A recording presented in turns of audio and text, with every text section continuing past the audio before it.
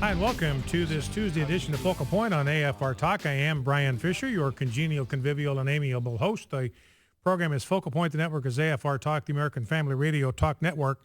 I just want to give you a heads up on a programming note. I'll do the devotion and prayer at the top of the second hour because we have a special guest I want to bring in right now from our remote studio at the National Religious Broadcasters Convention in Nashville, Tennessee. Steve Deace is the host of the nationally syndicated Steve Deace program, and we have occasionally guested on each other's programs. Steve, thanks for taking some time to join me today. You're welcome, Brian. Thanks for adding to my busy schedule here. I appreciate that as well. Hey, just trying to help out a brother. You know what I'm saying? I hear you. Hey, well, listen, the reason I wanted to bring you on is you've been in the news, saw a piece on Politico, speculating about your political fortunes. So for those of us in our listening audience that may not be aware of what you're thinking about, tell us what you're thinking about and why. Well, in my home state, we have a open Senate seat we were not anticipating for next year because of the, 35-year overdue retirement of Tom Harkin. And because of that, we have to scramble on the ground. And we don't, frankly, have much of a bench of people that I think are capable of uniting the two major factions of conservatives in our state, which you and I can talk about if you want. And then I think the party establishment already, they have an even thinner bench than we do. Which is why they're floating out the lieutenant governor who would have absolutely no chance. She's unelectable, and we can get into that as well if you'd like. But and so this has everybody kind of scrambling and, frankly, hoping that Steve King will step up here and fill that void and run for that U.S. Senate seat because he is someone that I think can unite the various factions of conservatives in Iowa and already has that political organization in place. Because if he doesn't, it's going to be, Brian, very, very scrambled. This could be the 51st seat in the United States Senate next year. And if King does not run, and in Iowa you have to get 35% in a primary, otherwise it goes to a convention, I think it's possible that this thing could be so splintered that it would eventually go to a convention, which makes it even tougher in that scenario to come out with a united base. We just went through a general election where we learned yet again, just as we learned under the presidencies that didn't happen of Bob Dole and John McCain and the second term of Gerald Ford and George Herbert Walker Bush, that didn't happen. What happens when the Republican base is not united and enthused, we don't win. And so there's a list of people that can unite both the Ron Rand Paul sort of conservatarians and the traditional sort of a comprehensive across the spectrum conservatives that you guys cater to here at AFR. And unfortunately, I guess I could say I'm one of the people on that list. And at some point, you have to just sit there and say, I'm tired of watching people run for office for the wrong reasons and actually want to do something to preserve freedom and liberty for future generations. I'd much rather do what I'm currently doing. Our show is growing, and you guys have been a help with that. And I think as our show continues to grow, I can probably, in what I do for a living, help 20 Steve Kings rather than just be one United States senator. But if King's not going to run, we at some point have to have a conservative candidate that can actually unite the base and actually offer an alternative to the Democrat Party. Representative King has been a frequent guest on this program, so our listening audience is well aware of him, and he's been a real consistent advocate, voice for our values, champion for our values. Do you have any sense at this time, Steve, whether Representative King is going to throw his hat into the ring? It seems that he would be an odds-on favorite if he were to do that. Do you know what his thinking is as of today?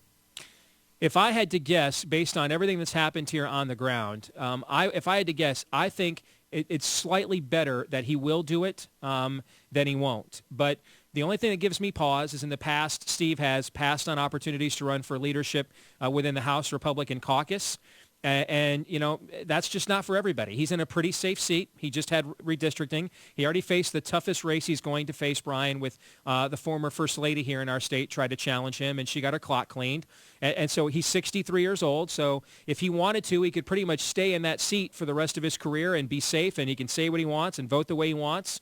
And when you've been through as many wars as he's been in, I don't think anybody would begrudge him for thinking, there's a worse way to conclude my career than that. I mean, this will not be an easy race.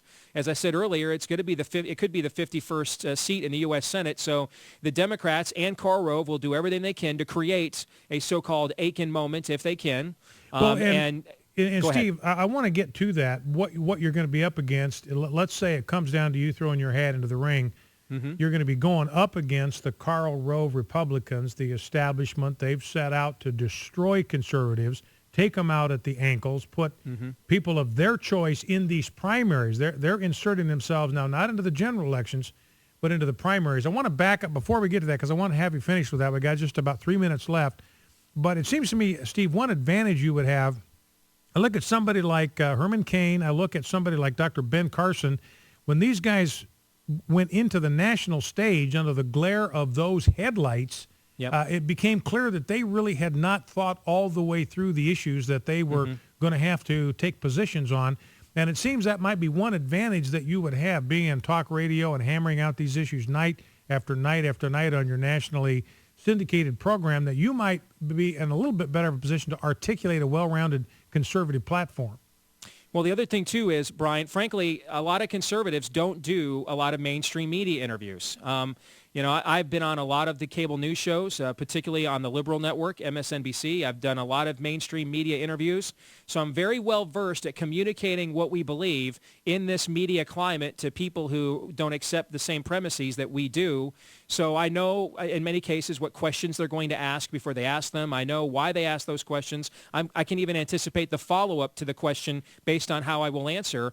And I think that's frankly training not a lot of our people have. Fox has been a benefit for the most part to conservatives, but it's also sort of created this false sanctuary where there's no other world outside of the hermetically sealed balloon of Fox, when the reality is, even though Fox still wins the cable news ratings race, it still is a scant minority of people that get primarily their news from outlets like that. So you've got to be able to go, if I could use a biblical reference here, you've got to be able to go to the Areopagus here and go to Mars Hill and communicate to them on a level they will understand and will resonate with them. And sadly, I don't think we have a lot of people that are capable of doing that either. One last question. Got about 60 seconds left here, talking with Steve Deace, host of the Steve Deace Show, a nationally syndicated radio program.